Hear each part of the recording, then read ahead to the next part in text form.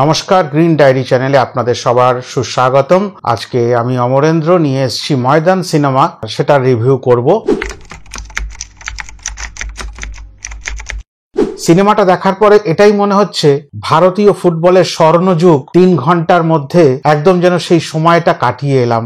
গল্পটা নিশ্চয়ই করে বলবো না, আপনারা দেখতে যাবেন। তবে একটা কথা বলবো, অদ্ভুত সুন্দর। মানে এই সিনেমা যারা একটু অন্য রকমের সিনেমা দেখতে ভালোবাসেন, পিওর কমার্শিয়াল না, সেই নাচ গান এরকম যদি ভাবনা নিয়ে যান তবে একটু অসুবিধা হতে পারে। যদি অন্য মাত্রার সিনেমা দেখতে পছন্দ করেন, একদম রেকমেন্ডেড এই সিনেমাটা আপনারই জন্য। এখানে অজয় দেবগনের অভিনয়, গজরাজজির অভিনয়, প্রিয়মণিজির অভিনয় অসাধারণ। তবে ভুল হবে কাকে বাদ দিয়ে কাকে বলবো যে তারটা ভালো হয়নি। আর একটা চমক, যেহেতু আগে থেকে বোঝা যাচ্ছিল না, তবে আমি বলেছিলাম যে নেগেটিভ চরিত্র নিশ্চয়ই করে তার হাবভাবে বোঝা যাচ্ছে, তার পোশাক আশাক, ছোট্ট একটা গোপ, মুচকি একটু হাসি। আমাদের রুদ্রনীল ঘোষ রয়েছেন, জাস্ট কাঁপিয়ে দিয়েছে একটা নেগেটিভ চরিত্র কোন লেভেলে নিয়ে যাওয়া যায়। এবং যেই ভাষাটা দখলে ছিল না, কেননা দখলে থাকলেই মানে সবসময় না, সেটা তো প্রয়োগ প্রথমবার হিন্দি ভাষায় প্রথম অভিনয় করলেন। অনেক জায়গায় বাংলার শব্দের প্রয়োগ আছে, বাক্যের প্রয়োগ আছে, কিন্তু তবুও বলবো এটা অনবদ্য। রুদ্রনীল ঘোষের ওয়ান অফ দ্য বেস্ট যদি তার অ্যাক্টিং কেরিয়ার নিয়ে ভাবা হয়, তাহলে তার এটা একটা ল্যান্ডমার্ক হয়ে রইল। হয়তো কোনো অ্যাওয়ার্ডও তার কপালে জুটতে পারে। আমার কাছে এই অভিনয়টা অসাধারণ লেগেছে এবং বাঙালি হিসেবে গর্ববোধ হচ্ছে। তবে ওখানে আরো অনেক বাঙালি ছিলেন। গজরাজজির অভিনয় শুরু থেকে শেষ অসাধারণ। প্রিয়মণিজি অজয় দেবগনের স্ত্রীর অভিনয় করেছেন।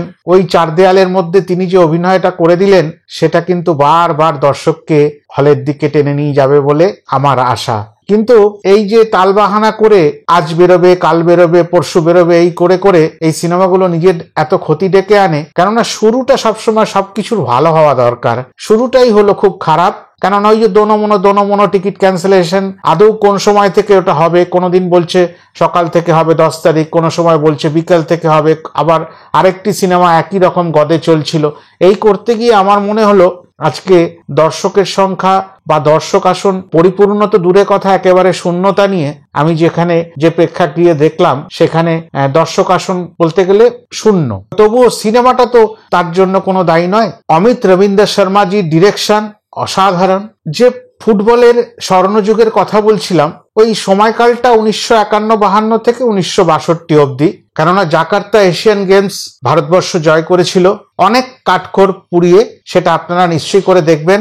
অজয় দেবগনকে এইভাবে একটা চরিত্রে অনেক দিন পরে আপনারা দেখবেন ফুটবল কোচ। কিন্তু ফুটবল কোচ হলে কি হবে, তার চরিত্রের মধ্যে অনেকগুলো মোড়ক আছে, অনেকগুলো মোড় আছে, অনেকগুলো পেঁচ আছে। ন্যাশনাল টিমের কোচ, সেখান থেকে সাসপেন্ড হয়ে যাওয়ার পরে আবার শরীর অসুস্থ নিয়ে আবার ফিরে আসা, এই যে জার্নিটা, এর জন্য নিশ্চয়ই করে আপনাদের নিকটস্থ প্রেক্ষাগৃহে গিয়ে এই সিনেমাটা দেখতে হবে। আর সিনেমাটা দেখার আরো প্রয়োজন কেন, আমাদের কলকাতার বেশ কিছু স্বনামধন্য খেলোয়াড়দের দেখানো হয়েছে। পিকে ব্যানার্জি, যেটা আমরা জানতাম না, আমাদের বয়সে জানা সম্ভব না, একটা সময় মহিলাদের মধ্যে খুব একটা মানে উজ্জ্বল নক্ষত্র ছিলেন, খুব চাহিদার বিষয় ছিলেন। মাঠে পিকে ব্যানার্জি খেলছেন মানে দর্শক আসন মহিলাদের দ্বারা পরিপূর্ণ হয়ে থাকতো, সেটা কিছুটা আঁচ পেলাম।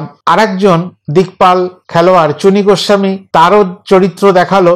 দর্শক আসনে যারা থাকবে দর্শক, তাদের হাততালি করাবার খুব ইচ্ছা ছিল, সেই জন্য নানান রকমের চমক দেখিয়ে খেলার মধ্যে সে হাততালি করাতো। সেইগুলোকে সব দুমড়ে মুচড়ে কিভাবে একটা ইন্ডিয়া টিম তৈরি হলো, বিভিন্ন পাড়া থেকে বিভিন্ন জায়গা থেকে ছেলেদের সংগ্রহ করে এনে তাদেরকে ফুটবলের সঙ্গে একেবারে ওতপ্রোতভাবে জান লড়িয়ে দেবার মতন মনোবৃত্তি তৈরি করে তাদের নিজেদের মধ্যে যে দূরত্ব, সেগুলোকে মিটিয়ে দিয়ে সমস্ত কিছু করে এত সুন্দর করে সিনেমাটা সত্য ঘটনা অবলম্বনে আমরা রিলেট করতে পারছিলাম। আমাদের এই পূর্ব প্রজন্মের এত বড় একটা দিন, এত সুন্দর একটা দিনের কথা আমরা যখন আমাদের কাছে এইভাবে বনি কাপুরজি নিয়ে এলেন, তখন আমাদের কাছে সত্যি এটা গর্বের বিষয়।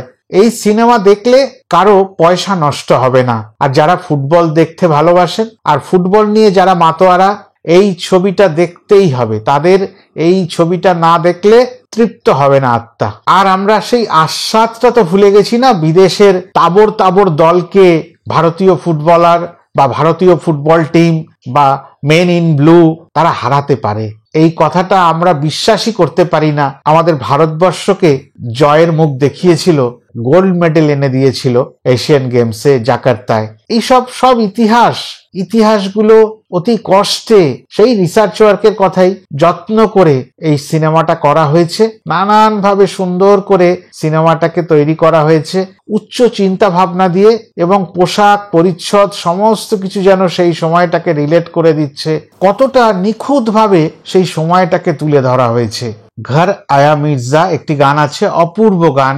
একজন স্পোর্টস জার্নালিস্ট টপ ক্লাস, তার কতটা দাপট থাকতে পারে ফেডারেশনের ওপরে সেটাও দেখলাম। খেলোয়াড়দের মধ্যে বলরামের কথা তখনকার সময়ের, সেটা তারও নাম করতে হয়, তাকেও দেখলাম। আরেকজনের কথা না বললেই নয়, পিটার থাঙ্গরাজ আমাদের গোলকিপার ছিলেন, যিনি অনবদ্য তার অভিনয়। সাবস্টিটিউট গোলকিপার হিসেবে প্রদ্যুৎ বর্মনকে দেখলাম, একটি ম্যাচে অদ্ভুত পারফরমেন্স করেছিলেন, সেটা তুলে ধরা হলো খুব সুন্দর করে। আর সবশেষে মিউজিক যিনি করেছেন, one and only A.R. Rahman. অদ্ভুত মিউজিক, প্রত্যেকটা সময় একেবারে যেন তরতাজা করে দিচ্ছে। ব্যাকগ্রাউন্ড মিউজিক, গানের সবকিছু মিলিয়ে মিউজিকটা অনেক বড় পার্ট হয়ে রইল। যান, দেখে আসুন, সময় পেলে নিশ্চয়ই করে দেখবেন ময়দান। আজকে এতটুকুই। ভিডিওখানি ভালো লাগলে লাইক কমেন্ট শেয়ার করে দেবেন। আর যদি খুব ভালো লাগে তাহলে যদি চ্যানেলটি সাবস্ক্রাইব করা না থাকে তাহলে সাবস্ক্রাইব করে নেবেন, পাশে থাকবেন। নমস্কার।